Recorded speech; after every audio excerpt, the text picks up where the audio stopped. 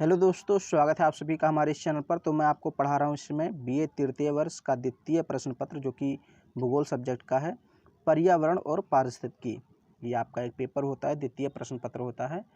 जो प्रथम प्रश्न पत्र होता है भूगोल का, वो होता है भौगोलिक चिंतन। द्वितीय होता है पर्यावरण और पारिस्थितिकी। और जो तीसरा होता है, तीसरा प्रश्न पत्र, वो आपका होता है एशिया का प्रादेशिक भूगोल, यानी कि उसमें आपको चीन, जापान, पाकिस्तान, जो भी जैसा जहाँ सिलेबस में है उस देश का आपको भूगोल पढ़ना पड़ता है, वो तृतीय प्रश्न पत्र होता है। तो मैं आपको द्वितीय प्रश्न पत्र यानी पर्यावरण और पारिस्थितिक तंत्र जो है, इसका मैं आपको वेरी शॉर्ट क्वेश्चन करा रहा था। टोटल आपके 30 क्वेश्चन हो चुके हैं और इसमें 12 क्वेश्चन और बचे, यानी 42 क्वेश्चन आएंगे। तो 6 मैं इस वाले वीडियो में करा दूंगा और 6 अगले वाले, फिर आपका पूरा कंप्लीट हो जाएगा। तो पहला प्रश्न है आज का, यानी 31 नंबर का टोटल देखें तो, और आज का पहला है नमामि गंगे। आपने नाम सुना होगा नमामि गंगे। जब मोदी जी आए थे पहली बार, भारत के प्रधानमंत्री बने थे, तो उन्होंने ये योजना शुरू की। तो देखिए, नमामि गंगे नाम से ही पता चला गंगा, यानी गंगा से संबंधित कोई योजना है। तो बेसिकली गंगा को साफ़ सुथरा करने के लिए योजना चलाई गई थी। यह केंद्र सरकार की एक योजना है जिसे वर्ष 2014 में शुरू किया गया था। सरकार द्वारा इस परियोजना की शुरुआत गंगा नदी के प्रदूषण को कम करने तथा गंगा नदी को पुनर्जीवित करने के उद्देश्य से किया गया था। इस योजना का क्रियान्वयन केंद्रीय जल संसाधन, नदी विकास और गंगा कायाकल्प मंत्रालय द्वारा किया जा रहा है। बस इतना आपको लिखना है। बेसिकली अगर आप इसके बारे में नहीं जानते तो भी लिख सकते हैं। बस डेट याद रखिए, सॉरी ये सन याद रखिए कि 2014 में भारत के जो प्रधानमंत्री थे उनका अगर आपको नाम लिखना है तो नाम भी लिख सकते हैं, नहीं लिखना है तो ना लिखें, आपकी इच्छा पर डिपेंड करता है। तो केंद्र सरकार की योजना थी, 2014 में इसकी शुरुआत की गई थी। इसका मुख्य उद्देश्य क्या था? गंगा नदी में जो प्रदूषण है उसको साफ़ करना, गंगा नदी को स्वच्छ बनाना और उसको पुनर्जीवित करना। फिर यहाँ पारिस्थितिक संतुलन। देखिए, पारिस्थितिक संतुलन क्या है, पहले इसको आप समझ लीजिए।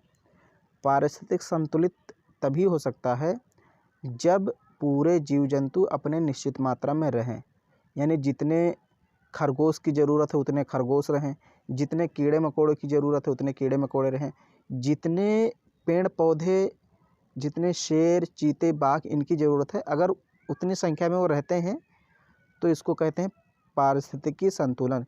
यानी सभी जीव जंतु अपनी निश्चित मात्रा में रहे, किसी जीव को बढ़ना नहीं चाहिए। अब मान लीजिए बहुत ज़्यादा कीड़े मकोड़े हो गए तो भी खतरा है, क्योंकि वो पेड़ पौधों को छोड़ेंगे नहीं, सारे पेड़ पौधे खा करके ख़त्म कर देंगे।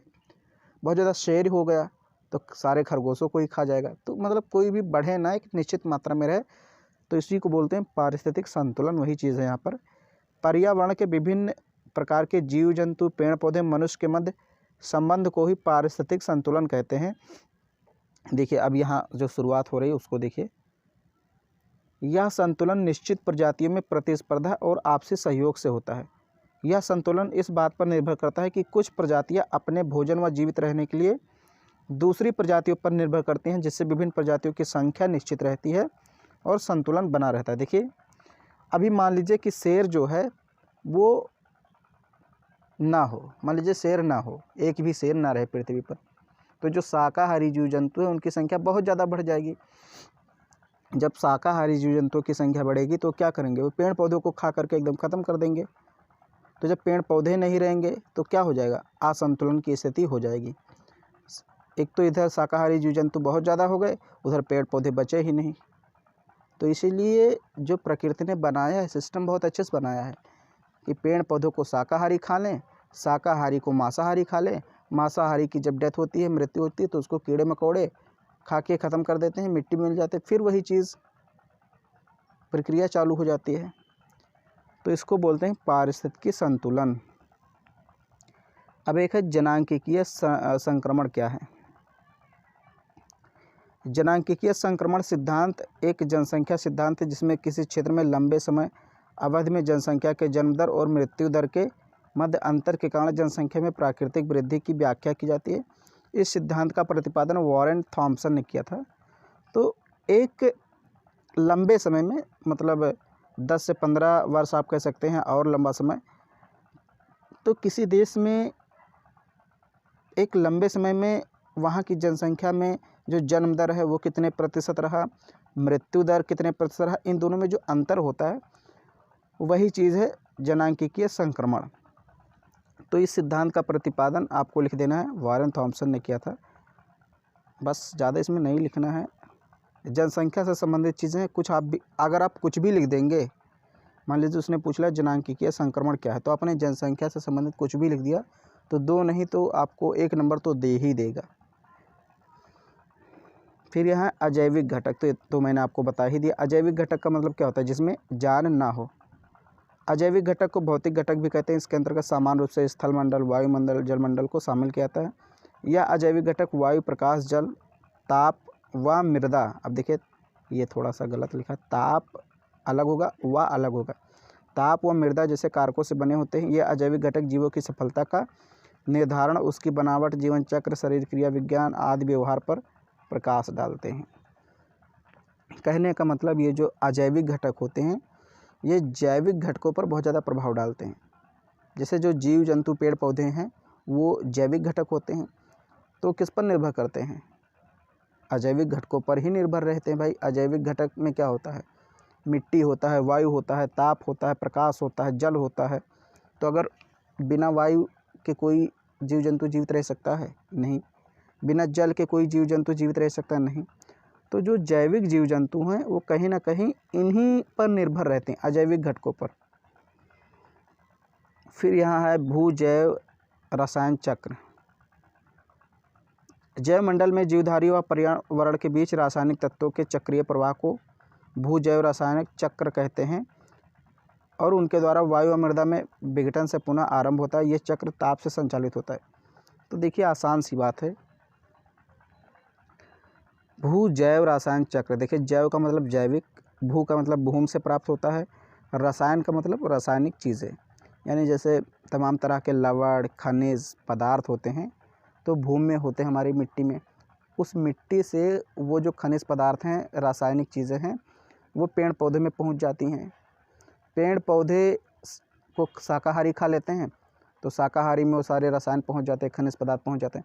शाकाहारी को मांसाहारी खा लेता है, मांसाहारी में पहुंच जाते हैं। मांसाहारी जब मरता है तो जो सूक्ष्म जीव है उसको खा लेते हैं तो सूक्ष्म जीवों में पहुंच जाता है। फिर सूक्ष्म जीव जब मरते हैं तो कहाँ मिल जाता है, मिट्टी में फिर से मिल जाता है।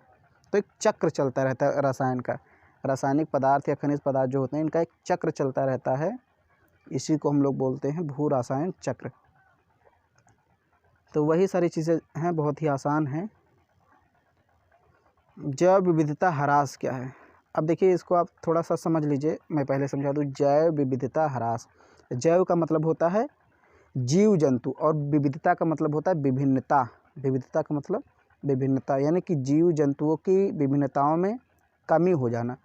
मैंने अभी आपको बताया कि मान लीजिए शेर सारे के सारे मर जाएं, या सारे के सारे चीता मर जाएं, भालू मर जाएं, हिरन मर जाएं, तो क्या होगा, जैव विविधता हो जाएगा, यानी कि इसमें ह्रास हो जाएगा, कमी हो जाएगी। जलवायु परिवर्तन, बढ़ते हुए प्रदूषण का स्तर, मानव द्वारा प्राकृतिक संसाधनों के अंधाधुंध दोहन से विभिन्न प्रजातियों के आवास नष्ट हो रहे हैं, जिनके कारण बहुत सारी प्रजातियां या तो विलुप्त हो गई हैं या होने के कगार पर हैं। इसे ही जैव विविधता कहते हैं। अब भाई हम जंगलों को लगातार काट रहे हैं तो क्या हो रहा है, जो जीव जंतुओं के रहने का स्थान है, जहाँ पर शेर, चीते, बाघ, हिरन या जो कुछ भी रहते हैं, उनका एक प्रकार से हम लोग घर उजाड़ रहे हैं। जब घर उजाड़ देंगे तो सब कहाँ जाएंगे, इधर उधर जाएंगे। घर के बिना आदमी ज़्यादा दिन तक जीवित नहीं रह सकता। घर बहुत ही एक प्रकार से उसका आप कह सकते हैं कि प्राथमिक चीज़ होती है, जिस पर वो बहुत ज़्यादा डिपेंड करता है। तो जब हम उनका आवास, उनका घर उजाड़ देंगे तो उनकी संख्या में या तो कमी आएगी या फिर वो लुप्त होने के कगार पर हो जाएंगे। तो वही चीज़ है जैव विविधता ह्रास। बाकी ये जो आपका है, अभी 6 क्वेश्चन और हैं, 1-2 बार इसको पढ़ लीजिए। ओके, इसमें कुछ मतलब ऐसा नहीं कि कुछ समझाना पड़े आपको, बहुत ही आसान शब्दों में इसलिए मैंने लिखा भी है। तो अगर वीडियो आपको पसंद आ रहा है तो इसको लाइक कर दीजिए, शेयर कर दीजिए। चैनल पर पहली बार हैं, चैनल को सब्सक्राइब कर लीजिए।